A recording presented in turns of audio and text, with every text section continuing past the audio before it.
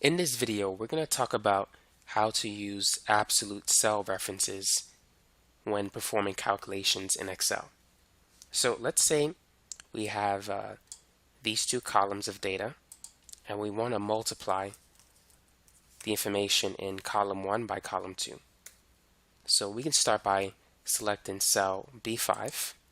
Let's multiply it by cell C5. So 15 times 18, that's 270.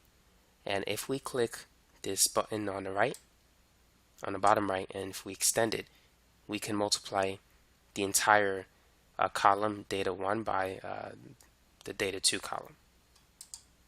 Now let's say if we have some number in a cell E2, let's say it's 30,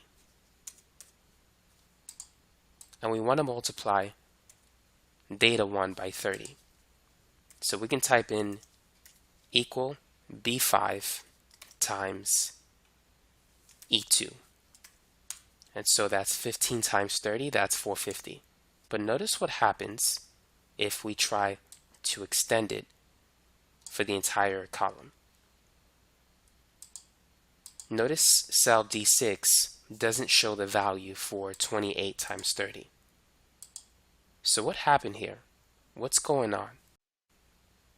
Well, to see what's happening, let's look at the formulas. You can probably see it here, but if you go to formulas and then go to show formulas, notice that it's not always multiplying by E2. Here we have B5 being multiplied by E2, and here B6 is multiplied by E3, and cell E3 doesn't have anything.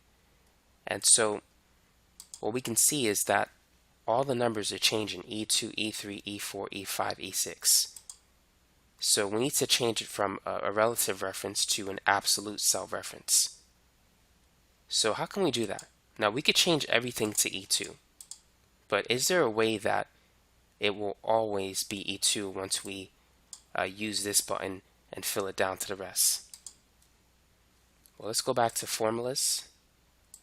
Let's click show formula, and let's delete this. What we need to do is create an absolute cell reference.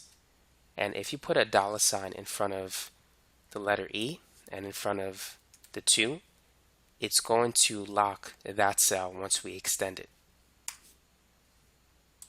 So now let's click the button on the bottom right and then extend it. So notice that we're multiplying data 1 by 30. So if you go back to show formulas, so this time notice that we always see E2. It doesn't go to E3, E4, E5. It's locked in cell E2. And so that's one way you could use the absolute cell reference feature in Excel.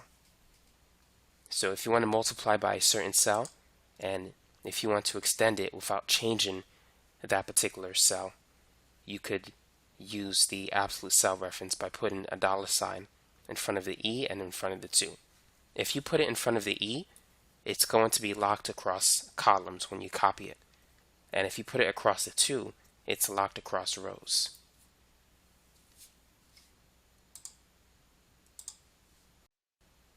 To illustrate this, let's go ahead and remove the $ in front of the E.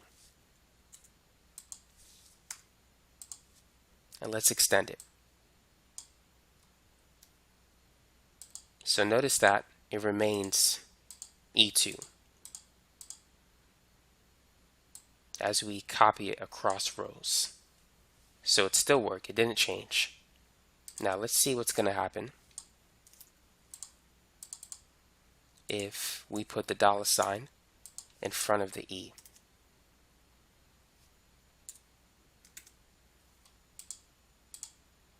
And now let's extend it. Notice that it didn't work. It wasn't copied across rows 6, 7, 8, and 9. So if you want to copy it across rows, you need to put the $ in front of the 2. If you want to copy it across columns like this, you need to put the $ in front of the E. And that's if you want to do one but not the other. But if you want to do both, just put the $ symbol in front of the E and the 2. And so that's how you could use absolute cell references when extending a formula across a bunch of rows or columns. So that's it for this video. Thanks for watching.